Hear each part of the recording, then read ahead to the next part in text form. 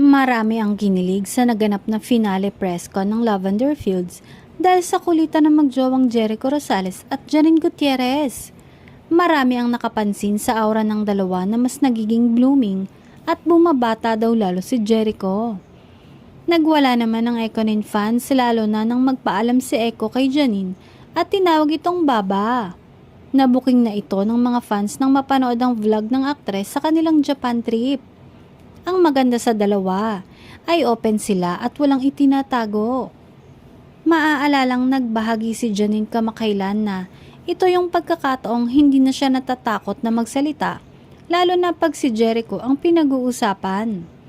Samantala, magkakasama sila nung Pasko sa bahay ni Lotlot de Leon at nung New Year, magkapiling rin sila ni Jericho sa house ng aktres. Simpleng kainan at bonding lang daw ang nangyari kasama ang pamilya.